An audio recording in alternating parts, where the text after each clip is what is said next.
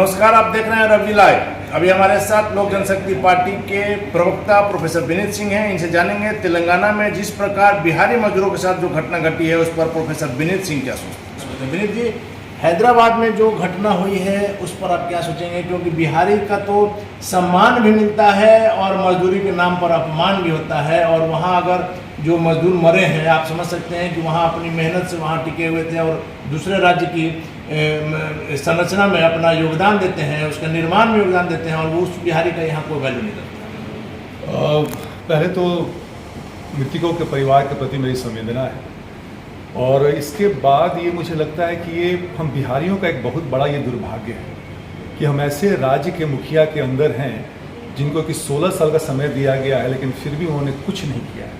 क्या रोज़गार हो, क्या शिक्षा हो, क्या स्वास्थ्य हो। अगर आप बताइए हमारे बिहार में अगर रोज़गार मिलता है तो क्या कोई आदमी वहाँ पे जाके हैदराबाद, पुणे, गोवा जाके वहाँ पे ऐसे ऐसे जगहों पे काम करे जहाँ पे कि अगर आग लग जाए तो बचने का रास्ता मात्र एक ही हो, और आप जल के मर जाते हैं। और तो और तुर्रा ये है कि वहाँ की सरकार 5 लाख कंपनसेशन की घोषणा करती है, और जहाँ के लोग थे वहाँ के राज्य 2 लाख कंपनसेशन की घोषणा करती है। वहीं पे बिहार दिवस में इतना भव्य तरीके से मनाया जाता है। हम ये नहीं कह रहे कि मनाइए नहीं, बिल्कुल मनाइए, लेकिन आप ये भी तो सोचिए कि जो लोग बाहर जाके काम कर रहे हैं बिहारी होने के नाते, क्योंकि उनको पेट भरना है, उनको आपने क्या दिया है?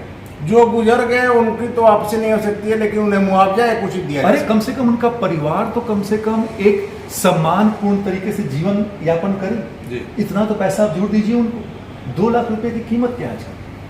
विनीत जी, अब आते हैं आपके पार्टी के और अभी के बिहार के जो राजनीतिक हालात है उस पर आते हैं कि बिहार में जिस प्रकार से एमएलसी का चुनाव होने वाला है, आप लोग भी बहुत जोर शोर से लगे हुए थे, मीटिंग पर मीटिंग कि सभी सीटों पर चिराग पासवान लड़ेंगे, लेकिन अंततः आप लोग 6 सीटों पर लड़ रहे हैं, और बराबर जो विपक्ष सत्ता पक्ष जो भी है, आपके विरोधी जो है, जो आरोप लगाते हैं कि चिराग पासवान तो आते हैं और चले जाते हैं। वो बिहार में, पटना में रहते कितने दिन हैं? अभी चुनाव के समय आपको नहीं लगता है कि चिराग पासवान को यहाँ रहना चाहिए था, खास करके एमएलसी चुनाव पर? चिराग जी कल आ रहे हैं, और जो ये व्यक्ति बात बोलते हैं, मुझे लगता है कि जदयू के लोग बात करते हैं। कभी उनसे पूछा है आपने कि भाई मुख्यमंत्री जी तो यहीं रहते हैं अपने शीश महल में, वो कितना दिन बाहर निकलते हैं? चिराग पासवान जी का अगर रिकॉर्ड देखा जाए तो महीने में 20 दिनों पटना में रहते हैं, या अगल बगल बिहार के क्षेत्रों में रहते हैं। 6 जगह पे जहाँ पे हमारे एमएलसी के उम्मीदवार उतर रहे हैं, बहुत मजबूती से उतर रहे हैं। चिराग पासवान जी कल आ रहे हैं, और कल के बाद से धुआंधार प्रचार होगा, और 6 उम्मीदवारों के समर्थन में हम जाएंगे और वोट मांगेंगे। 6 उम्मीदवार आपने उतारा है, इससे तो साफ जाहिर हो ही रहा है कि आप 24 पर नहीं लड़के 6 जो आपके मजबूत पहलवान हैं, जिन पर आपको आशा है कि ये जीत सकते हैं, अच्छा अपना वजूद कायम कर सकते हैं एमएलसी के चुनाव में, उन पर आपने दाव लगाया है। आपको क्या लगता है 6 में कितनी सीट? मुझे तो लगता है अगर मैं सच्चा और सही मायने में आकलन करूं तो मुझे लगता है कि 50 से 60%, 3 से 4 सीट में हम लोग विजयी होंगे। 3 से 4 सीट आप लाने का सोच रहे हैं? बिल्कुल। इस प्रकार से मुजफ्फरपुर के सांसद अजय निषाद और कांग्रेस के सांसद जो है राज्यसभा सांसद अखिलेश प्रसाद सिंह चिराग पासवान से दिल्ली में मिले हैं, ये क्या इशारा करता है? ये इशारा आप लोग जो सोच रहे हैं ऐसा कुछ नहीं है।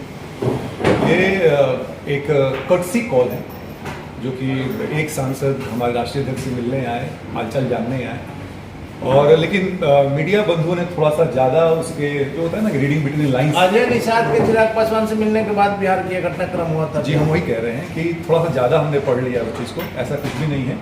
बोचाहा में हमने अपना उम्मीदवार ना उतरने का कारण सिर्फ यही है कि हमारे उम्मीदवार को ज़्यादा समय चाहिए। हम वहाँ उतनी मजबूत स्थिति में नहीं है, तो चुनाव केवल नाम के लिए नहीं लड़ा जाता है।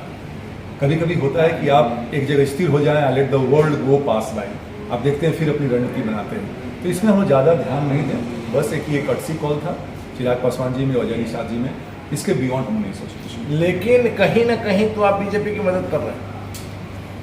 अगर ये आपका कहना है कि हम उम्मीदवार नहीं उतार रहे हैं तो बीजेपी की मदद है, तो ये सोच आपका है अनिल भाई। हम लोग का सोच ऐसा नहीं। हमने कहा कि जब तक हम सुनिश्चित नहीं हो जाएं कि हम मजबूत स्थिति में और हम चुनाव जीत सकते हैं, तब तक हम अपने उम्मीदवार को नहीं उतारते हैं। तो आपने सुना बोचाहा चुनाव को लेकर के और एमएलसी चुनाव को लेकर प्रोफेसर विनीत सिंह का साफ तौर पर का नाम है कि जिस सीटों पर हमारी तैयारी है, जहां हमारी उपस्थिति दमदार है, सिर्फ उसी सीटों पर हमने अपना दाव लगाया है और कोई बात नहीं।